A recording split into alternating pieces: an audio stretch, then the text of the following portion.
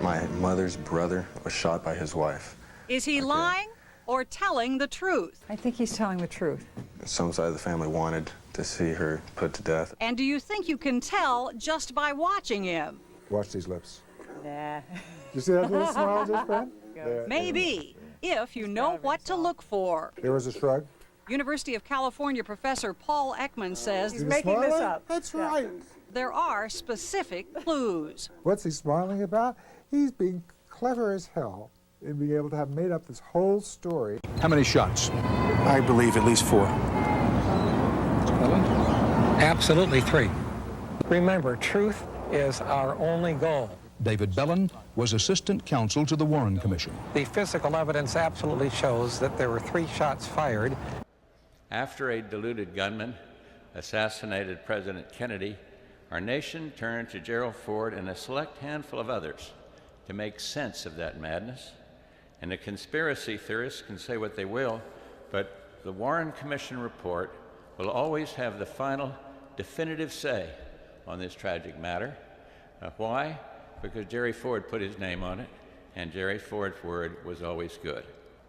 After a deluded gunman assassinated President Kennedy. I can't believe that the Mafia would have given this to somebody like Oswald, would have said, "You're our man, you go up there and make some remarkable shots." That the Mafia would have given this to somebody like Oswald, would have said, "You're our man, you go up there and make some remarkable shots." Our most serious problem today is cocaine, and in particular, crack. Who's responsible? Let me tell you straight out. Everyone who uses drugs, everyone who sells drugs, and everyone who looks the other way. Tonight I'll tell you how many Americans are using illegal drugs. I will present to you our national strategy to deal with every aspect of this threat, and I will ask you to get involved in what promises to be a very difficult fight. This is crack cocaine, seized a few days ago by drug enforcement agents in a park just across the street from the White House. Who's responsible? Let me tell you straight out. And everyone who looks the other way. I was appointed to this position in 1990 by President Bush. Let me be frank about what we are finding. There are instances where CIA did not, in an expeditious or consistent fashion, cut off relationships with individuals supporting the Contra program who were alleged to have engaged in drug trafficking activity or take action to resolve the allegations. This is crack cocaine, seized a few days ago by drug enforcement agents in a park just across the street from the White House. Ladies and gentlemen, President George W. Bush. Saddam Hussein had an advanced nuclear weapons development program. Saddam Hussein recently sought significant quantities of uranium from Africa. Saddam Hussein aids and protects terrorists, including members of Al-Qaeda.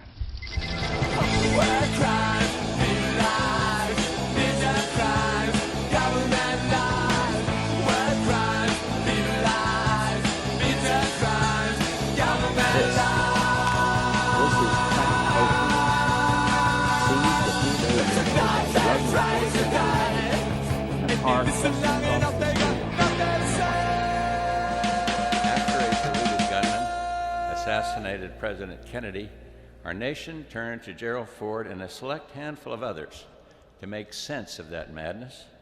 And the conspiracy theorists can say what they will, but the Warren Commission report will always have the final definitive say on this tragic matter. Why? Because Jerry Ford put his name on it, and Jerry Ford's word was always good. It's media lies. This is media deception. You may be wanting to be duped. I don't want to be duped. I go where the action is. I can assure my readers that whoever gets that White House next is going to have at least this columnist to contend with. It was the third tower to collapse that day. but its destruction was never mentioned in the 9/11 Commission report. And the first official inquiry into Tower 7 was unable to be definitive about what caused its collapse. Regardless of what you think actually happened to the building, it does look like and it does resemble a controlled demolition. And I do believe, as far as I know, that's the first time it's happened in architectural history. A steel high-rise building has collapsed simply because of damage and fire. Now a group of architects, engineers and scientists who understand buildings say the official explanation that fires caused the collapse is impossible. They argue there must have been a controlled demolition. I saw this building, which had never been hit by a plane, come crashing straight down. I must admit, I was taken aback as a physicist. It is the most obvious example of controlled demolition with explosives. Despite the collapse of Tower 7 making architectural history as the first skyscraper to collapse because of fire, all the steel from the 47-story skyscraper was taken away to be melted down. No steel frame high-rise building has ever collapsed due to fire, and we have over 100 examples from which to choose. In 1991, a fire in a Philadelphia skyscraper raged for 18 hours, but it didn't collapse. In 2005, a 32-story building in Madrid burned for a whole day. There was a partial collapse, but the building remained standing. Tower 7 burned for 7 hours. The Madrid building burned for 24 hours. My understanding is that the steel around the perimeter was not fireproofed. In Building 7, we have a completely fireproofed building. And the owner, Larry Silverstein, has also been accused of being part of a huge conspiracy to destroy the buildings.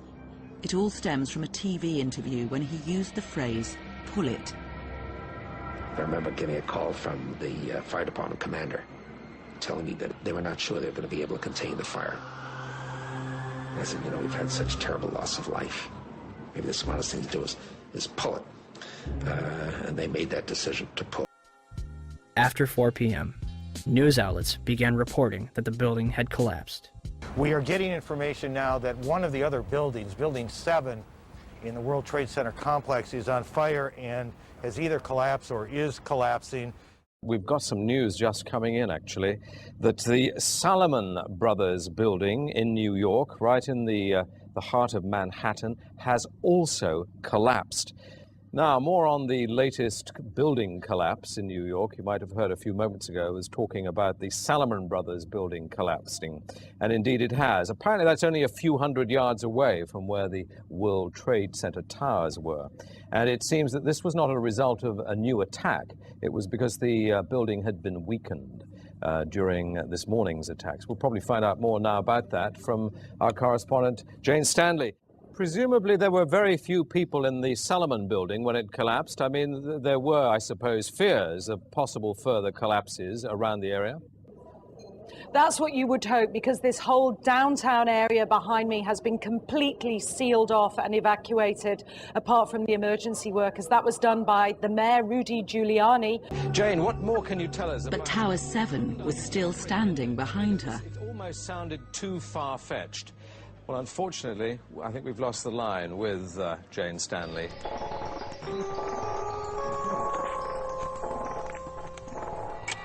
At 5:21 p.m., Tower 7 finally collapses. The 47-story skyscraper and its contents are pulverized to dust.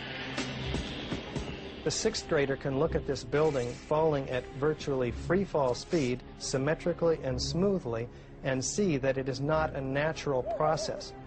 Buildings that fall in natural processes fall to the path of least resistance. They don't go straight down through themselves. Maybe the smartest thing to do is pull it. And they made that decision. Our correspondent, Jane Stanley. What of the reporter herself? She's never talked about this before. Jane Stanley was a world affairs specialist and had just arrived in New York. The BBC quickly found a place to interview her, but she had precious little information to go on. I was thrown not a question, but a statement of fact. That hasn't come out in the Washington Post and the New York Times. There can be no whitewash at the White House. If you had any evidence, sir, you would be on the front page of the New York Times in a heartbeat. There's nothing that the hate Bush media would like more than get a hold of anything you have. And you don't have anything. You can't get into San Francisco Chronicle or the National Enquirer or anywhere because you don't have anything other than a harebrained theory. And you know it.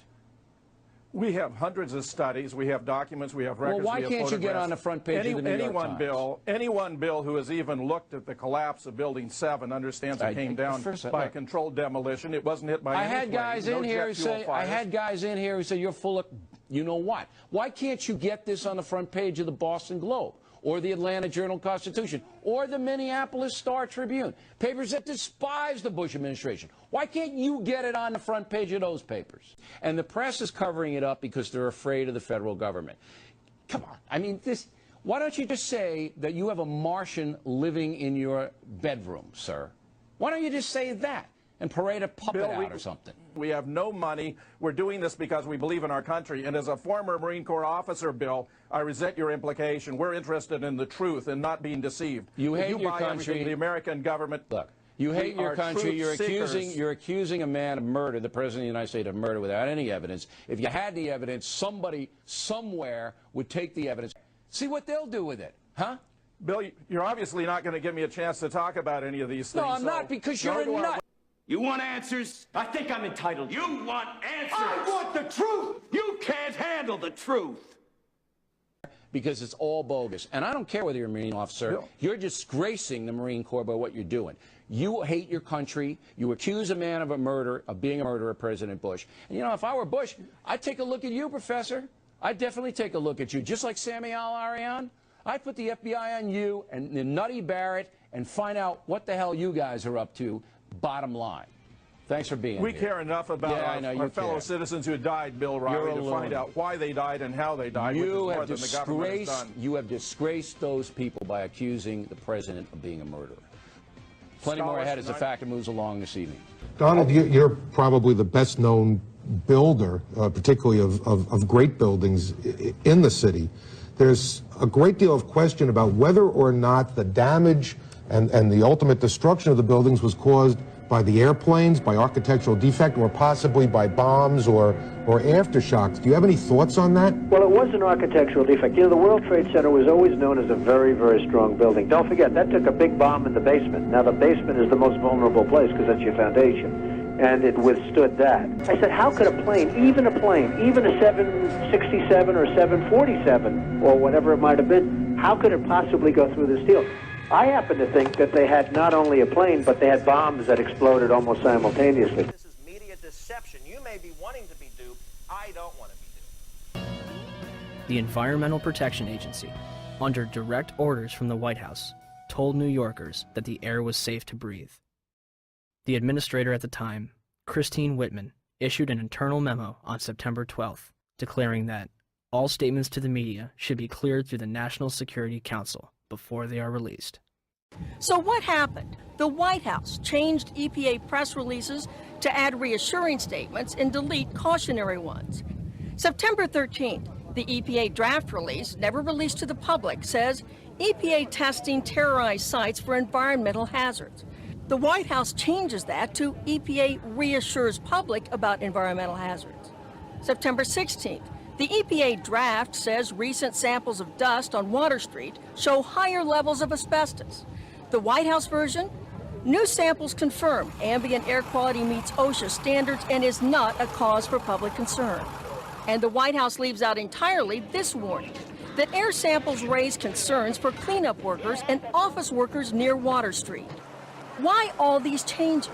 We were told that a desire to reopen Wall Street and national security concerns were the reasons for changing the press releases. There can be no whitewash at the White House. Let us never tolerate outrageous conspiracy theories concerning the attacks of September the 11th. Because people have got to know whether or not their president is a crook. Well, I'm not a crook. I've earned everything I've got. President? You want answers? I think I'm entitled. You want answers? I want the truth!